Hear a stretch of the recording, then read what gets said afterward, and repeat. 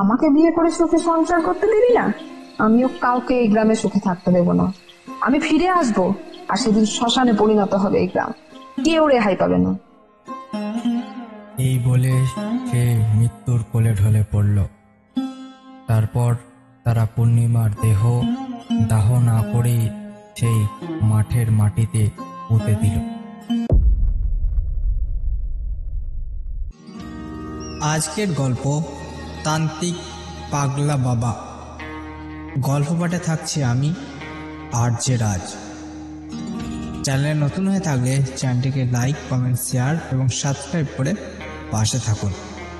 চলুন শুরু করা যাক আজকের গল্প। আজ সারাদিন ধরে খুব বৃষ্টি হয়েই চলেছে, আমার কোনো নাম নেই। এদিকে আমার আবার তান্ত্রিক জেঠুর বাড়িতে যাওয়ার কথা। জেঠুর কথা একটু বলে রাখি, ওনার নাম শিবনাথ ভট্টাচার্য। অনেকেই ওনাকে পাগলা বাবা বলে ডাকে। তন্ত্র জগতে তার অগাধ বিচরণ। সেই মা কালীর উপাসনা করতেন তিনি। প্রথম জীবনে তিনি ছিলেন হোমিওপ্যাথি ডাক্তার। গ্রামের অনেক লোকের রোগ ভালো করেছেন তিনি। তারপরে তন্ত্র ও সন্ন্যাসী জীবনে আসা। এখন উনি উচ্চ মার্গের একজন সিদ্ধ পুরুষ। অনেক অসম্ভব কাজ ওনাকে সম্ভব করতে দেখেছি। বিকেল 5টার দিকে বৃষ্টি একটু কমলো, কিন্তু পুরো কমলো না, ঝিরিঝিরি পড়ছে। ছাতা মাথা দিয়ে বেরিয়ে পড়লাম জেঠুর বাড়ির উদ্দেশ্যে। জেঠুর বাড়িতে গিয়ে দেখি কতজন লোক এসেছে। জেঠু ওনাদের সাথে কথা বলছে। জেঠিমা আমাকে বসতে বলে। চা বানাতে গেলেন, জেঠু এসে বললেন, চাটা খেয়ে নে, তারপরে আমার সঙ্গে পাশের গ্রামে চল। আজ রাতে ফিরবো না, বুঝলি? তোর কোনো অসুবিধা নেই তো? আমি বললাম, আমার আবার কিসের অসুবিধা? মা জিজ্ঞাসা করলে বলবো জেঠুর সাথে গেছিলাম। চা নিয়ে জেঠিমা ঘরে আসলো, সাথে বাদাম আর তেল দিয়ে মুড়ি মাখা। আমি আর জেঠু ঝটপট খেয়ে বেরিয়ে পড়লাম। পথে যেতে যেতে জিজ্ঞেস করলাম, জেঠু, পাশের গ্রামে কি কোনো সমস্যা হয়েছে? জেঠু একটু চুপ করে থেকে তারপর বলতে শুরু করল, পাশের গ্রামে এক অশুভ শক্তির ছায়া পড়েছে।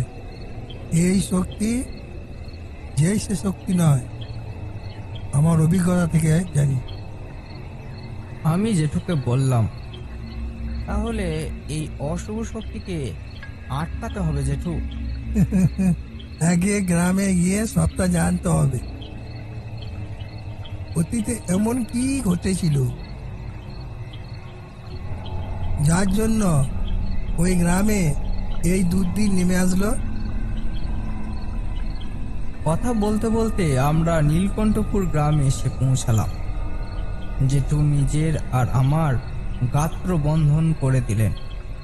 গ্রামে প্রবেশ করতেই বুঝতে পারলাম চারিদিকে কেমন যেন একটা নিস্তব্ধতা ঘিরে রয়েছে। আমরা দ্রুত পথ চলতে লাগলাম। সারা গ্রাম জুড়ে একটা গা ছমছমে ভাব। এই গ্রামের পঞ্চায়েতের প্রধান নিতাই সামন্ত, ওনার বাড়িতে গিয়েই আমরা উঠলাম। উনি জেঠুকে দেখে বললেন, পাগলা বাবা, আপনি এসেছেন? আমার কি সৌভাগ্য! আপনার পদধূলি আমার বাড়িতে পড়ল। উনি উঠে জেঠুকে প্রণাম করলেন আর বললেন, বাবা ঠাকুর, আপনারা আসুন, অনেকটা পথ হেঁটে এসেছেন। আগে একটু কিছু খেয়ে নিন, তারপরে আপনাকে সব বলবো। নিতাই বাবু ওনার গিন্নিকে ডেকে বললেন, ওহে গিন্নি, এসে দেখো কে এসেছেন। ওনার গিন্নি এসে জেঠুকে প্রণাম করলেন আর বললেন, বাবা ঠাকুর, আমাদের খুব বিপদ। আপনি পারবেন এই বিপদ থেকে আমাদের রক্ষা করতে?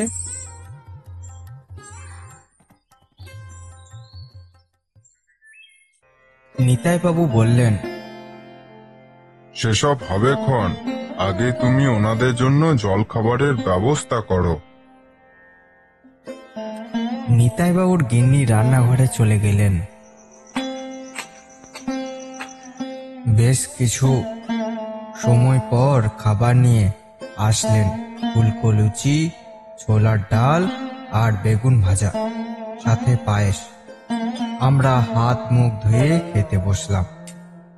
জেঠু খেতে খেতে নিতাই বাবুকে জিজ্ঞাসা করলেন, আচ্ছা নিতাই, তোমার গিন্নি যে বিপদের কথা বললো সেটা আমার কাছে লুকাবে না, তাও আমার কাছে খুলে বলো, না হলে আমি ঠিকমতো তোমাদের সাহায্য করতে পারবো না। নিতাই বাবু কাঁপা কাঁপা গলায় বললেন, বাবা ঠাকুর, আপনার কাছে কি আর লুকাবো, আপনি সিদ্ধ গুরু। আপনার কাছে কিছু লুকালে বা মিথ্যা বললে আমার যে পাপ হবে। তারপরে নিতাই বাবু বলতে শুরু করলেন, এটা প্রায় 2 বছর আগের কথা। আমাদের গ্রামে থাকতো বিমল রায়। তার টাকা সম্পত্তি ভালো পরিমাণে ছিল, তাই নিয়েছিল তার বিরাট অহংকার। গরিব মানুষদের তিনি মানুষ মনে করতেন না। তার একটি ছেলে ছিল, নাম ছিল বিধান। বিধান একদিন গ্রামের মেলায় আমাদের গ্রামের হরিচরণ চাষির মেয়ে পূর্ণিমাকে দেখে। পূর্ণিমা দেখতে খুবই সুন্দর ছিল। তাকে দেখেই বিধান প্রেমে পড়ে যায়। তারপরে আস্তে আস্তে তাদের মধ্যে একটা সম্পর্ক তৈরি হয়। এই কথা বিমল রায় একদিন জানতে পারে আর রাগে ফেটে পড়ে।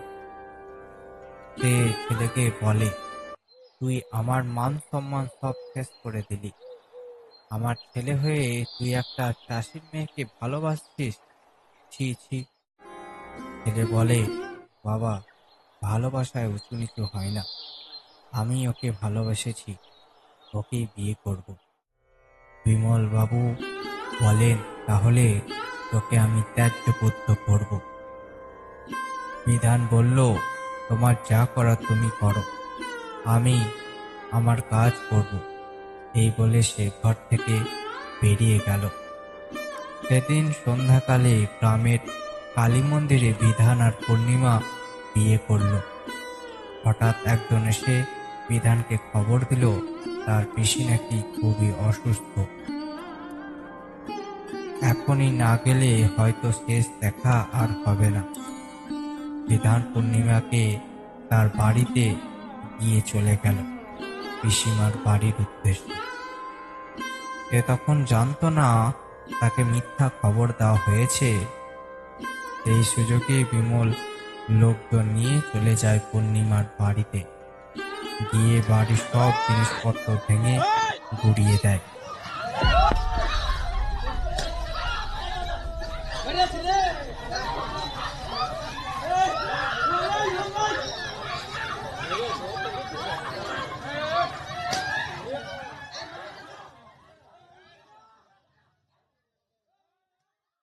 বললেন,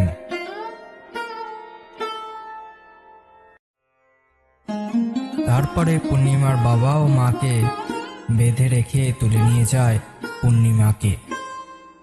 রাতের আধারে আমাদের গ্রামের একটা মাঠে তাকে নিয়ে গিয়ে নির্মমভাবে হত্যা করে। মরার আগে পূর্ণিমা অভিশাপ দিয়ে যায়, আমাকে বিয়ে করে সুখে সংসার করতে দিবি না, আমিও কাউকে এই গ্রামে সুখে থাকতে দেবো না। আমি ফিরে আসবো, আর সেদিন শ্মশানে পরিণত হবে এই গ্রাম, কেউ রেহাই পাবে না। এই বলে সে মৃত্যুর কোলে ঢলে পড়ল। তারপর তারা পূর্ণিমার দেহ দাহ না করে সেই মাঠের মাটিতে পুঁতে দিল, আর যে যার মতো বাড়িতে চলে গেল। বিধান বাড়ি ফিরে সব ঘটনা শুনে তার স্মৃতিশক্তি হারিয়ে গেল। এখন সে এই গ্রাম সে গ্রাম পাগলের মতো ঘুরে বেড়ায় আর পূর্ণিমাকে খোঁজে। তার 1 মাস পর থেকে অস্বাভাবিক সব ঘটনা ঘটতে শুরু করলো। কখনো কারো বাড়ির গরুটাকে মৃত অবস্থায় পাওয়া যায়, মনে হয় শরীরের সব রক্ত কেউ চুষে খেয়েছে। আবার কখনো বিভিন্ন পাখিকে রাস্তায় মৃত অবস্থায় পাওয়া যায়। নিতাইবাবু এবার একটু থামলেন। তখন জেঠু বলল, তোমার কথায় যেটা বুঝলাম নিতাই, পূর্ণিমার আত্মা শান্তি পায়নি, সে এক ভয়ঙ্কর পেটের পরিণত হয়েছে। ওকে আটকাতে না পারলে পুরো গ্রাম উজাড় হয়ে যাবে। আর কি কি জানো বলো নিতাই। নিতাইবাবু আবার বলতে শুরু করলো। এরপর একদিন এক ভয়ঙ্কর ঘটনা ঘটল। পূর্ণিমা তার প্রতিশোধ নিল বিমলকে হত্যা করে। সেদিন রাতে বিমল নিজের ঘরে ঘুমিয়েছিল। হঠাৎ তার ঘুম ভেঙে যায়। সে শুনতে পায় বাইরে থেকে একটা কান্নার আওয়াজ আসছে। সে ভাবল এত রাতে কে কাঁদছে, বাইরে গিয়ে ব্যাপারটা দেখতে হবে। টর্চ হাতে নিয়ে সে বাইরে বের হলো। এদিক ওদিক দেখতে লাগলো, কিন্তু মনে হলো বাঁশ বাগানের দিক থেকে আওয়াজটা আসছে। এদিকে সে এগিয়ে গেল, জিজ্ঞাসা করলো, কে ওখানে? বেরিয়ে এসো, এত রাতে কাঁদছো কেন এখানে? কিন্তু কেউ বেরিয়ে আসলো না। কান্নার আওয়াজ আরো জোরে হতে লাগলো। বিমল তখন ভাবলো ভিতরে গিয়ে দেখি কে কাঁদছে। এত রাতে সে আস্তে আস্তে বাঁশ বাগানের ভেতরে প্রবেশ করলো। ভেতরে প্রবেশ করে সে যা দেখলো তাতে তার গায়ের লোম খাড়া হয়ে গেল। শরীর আচমকা কেঁপে উঠল তার। এইসব শুনতে শুনতে আমাদের খাওয়া শেষ হল। হাত মুখ ধুয়ে তক্তপোষে বসলাম আমরা। তারপর নিতাইবাবু আর জেঠু সিগারেট ধরালেন। একটা লম্বা টান দিয়ে নিতাইবাবু বলতে শুরু করলেন। বিমল তখন দেখলো এক নারী মূর্তি, সারা শরীরটা কঙ্কাল, কিছু কিছু জায়গায় মাংস অবশিষ্ট আছে, আর সেটা পচে গলে বাজে গন্ধ ছড়াচ্ছে। চোখগুলো বাইরে বেরিয়ে এসেছে। তারপর বিমল পিছনে ফিরে পালাতে যায় আর দেখে সেই নারী মূর্তি তার সামনে দাঁড়িয়ে। বিমল কিছু বোঝার আগে এই নারী মূর্তি প্রবল আক্রোশের সাথে বিমলের মাথাটা উল্টো দিকে ঘুরিয়ে দেয় আর তার ঘাড়ে দাঁত বসিয়ে শরীরের সব রক্ত চুষে নেয়। তারপর এক বিরাট হাসি হাসতে হাসতে বাঁশ বাগানের চারিদিকে ঘুরতে থাকে, যেন অনেকদিন স্বপ্ন তার আজ পূরণ হলো। পরদিন সকালে গ্রামের লোকজন খবর পেয়ে দেখতে যায়। সেখানে গিয়ে সবাই বুঝে যায় এটা কোনো সাধারণ মানুষের কাজ না। তারপর থেকেই সবাই বেশি ভয় পায়, আতঙ্কে আছে। এখন সন্ধ্যা নামলেই কেউ আর ঘর থেকে বের হয় না। তারপর আরেকদিন আর একটা ঘটনা ঘটলো। আমাদের গ্রামে একটা ছেলে শহরে পড়াশুনো করে, ওর নাম বাবাই।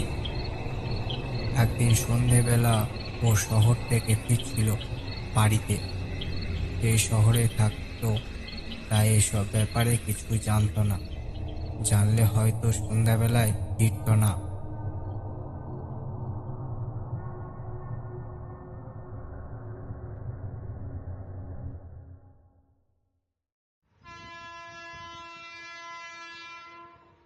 স্টেশনে ট্রেন থেকে নেমে পায়ে হেঁটেই বাড়ির দিকে ফিরছিল সে। হঠাৎ তার মনে হলো তার পিছনে কেউ আসছে। পিছন ঘুরিয়ে দেখে কেউ কোথাও নেই। ব্যাপারটা তার কাছে ভালো ঠেকলো না। সে দ্রুত হাঁটতে লাগলো, কিন্তু তার মনে হলো তার শরীর ভারী হয়ে আসছে, আর একটা পচা গন্ধ তার নাকে আসলো। ভয়ে সে ঘামতে শুরু করলো। কোনো রকমে দৌড়ে এসে বিশু মন্দিরে ঢুকে পড়ল। তারপর সে যা দেখলো, ভয়ে জ্ঞান হারালো। দেখলো একটা নারী মূর্তি বিশ্রী হাসি হাসছে, আর এগিয়ে আসছে তার মুখ থেকে টাটকা রক্ত। এই নারী মূর্তি কিছুটা এগিয়ে এসে থমকে দাঁড়িয়ে গেল। মন্দিরের কিছুতেই প্রবেশ করতে পারল না। রেগে যায়, একটা গগন ফাটানো চিৎকার করে সে হাওয়ায় মিলিয়ে যায়। এতক্ষণ বলে নিতাইবাবু থামলেন। জেঠু বললেন, নিতাই, পড়া জিনিস লিখে দিচ্ছি, কালকে তোমাকে সকালে জোগাড় করে দিতে হবে। নিতাইবাবু বললেন, আচ্ছা বাবা ঠাকুর। সেদিন সারা রাত আর ঘুম হলো না। জেঠু শুতে যাওয়ার আগেই পুরো বাড়িটাকে গাত্র বন্ধন করে দিলেন। সারা রাত বৃষ্টি চলল মুষলধারে। পরের দিন সকালে উঠে জানতে পারলাম রাস্তার মোড়ে কেউ একজন মরে পড়ে আছে। আমি আর জেঠু এই কথা শুনে ছুটলাম সেই দিকে। গিয়ে দেখি সেই একইভাবে তাকে মারা হয়েছে। তার প্রাণহীন দেহটা মাটিতে পড়ে আছে। কেউ তার মাথা উল্টো করে ঘুরিয়ে দিয়েছে।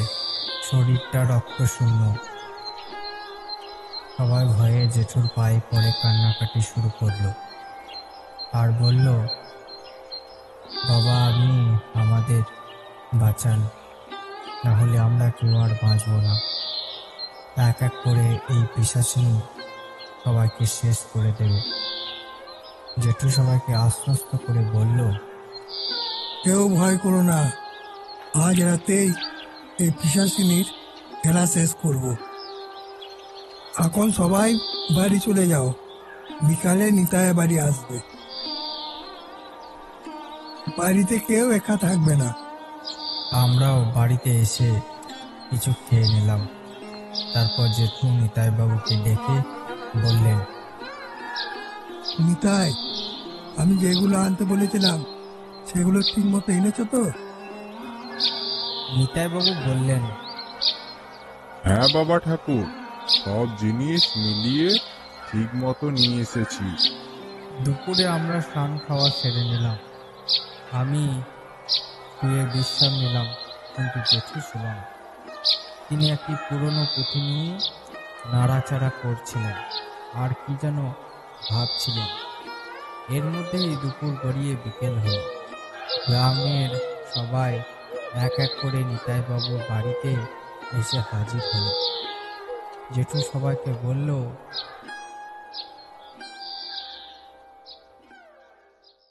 আজকে রাতটা সবাই এখানেই থাকবে। সেই কথা মতো সবার জন্য রান্না হলো। রাতে সবাই খাবে। সন্ধ্যা নামতেই জেঠু পুরো বাড়িটাতে গাত্র বন্ধন করলো। তারপর জেঠু তার সব জিনিস গুছিয়ে নিল, আর আমাকে বলল, তুই আমার সাথে ওই মাঠে যাবি যেখানে পূর্ণিমাকে পুঁতে রাখা হয়েছিল। আমি বললাম, হ্যাঁ যাব, তুমি যখন আছো ভয় কিসের? জেঠু এই কথা শুনে বলল, এত বিশ্বাস আমার উপর? স্বয়ং মা তারার আশীর্বাদ যার আছে তাকে বিশ্বাস করে না পারা যায়? কোনো অশুভ শক্তির সাধ্য নেই তোমার কোনো ক্ষতি করে। জেঠু হেসে বলল, আমার অনেক প্রশংসা হয়েছে, এখন তো গিয়ে খেয়ে নে, আজ আমি কিছু খাবো না। জেঠুর কথা মতো আমি খেয়ে আসলাম। তারপর আমি, জেঠু, নিতাইবাবু আর কিছু লোকজনকে সাথে নিয়ে আমরা সেই মাঠের দিকে রওনা দিলাম, সাথে 3-4টি কোদাল মাটি খোঁড়ার জন্য। আমরা কিছুক্ষণ হাঁটার পর মাঠে এসে পৌঁছালাম। চারিদিকে ঘুটঘুটে অন্ধকার। জেঠু তার ঝুলি থেকে এক মুঠো ধুলোর মতো কি যেন একটা বের করলো। তারপর সেটা ফু দিয়ে উড়িয়ে দিল আর তার সাথে সবার গাত্র বন্ধন করে দিল। তারপর জেঠু মাঠের একটি নির্দিষ্ট জায়গা দেখিয়ে সেখানে উঠতে বলল আর জেঠু হোম এর সব সামগ্রী ঝুলি থেকে বের করে গোছাতে শুরু করলো। আমিও জেঠুকে সাহায্য করলাম। তারপর জেঠু হোম কুণ্ডের চারিদিকে একটা সুড়ঙ্গ রেখা টেনে দিল যাতে হোমের কোনো রকম ব্যাঘাত না ঘটে। আমি আর জেঠু সেই রেখার ভেতরে বসলাম। জেঠু আমাকে বলল, যাই হোক না কেন এখান থেকে উঠে যাবি না। আমি বললাম ঠিক আছে। বাকিদের উদ্দেশ্য করে জেঠু বলল, কোনো ভয় নেই, আমি সবার গাত্র বন্ধন করে রেখেছি। কেউ কিছু দেখলি বা ভয় পেলে এখান থেকে পালাবে না। তোমরা তোমাদের কাজ চালিয়ে যাও।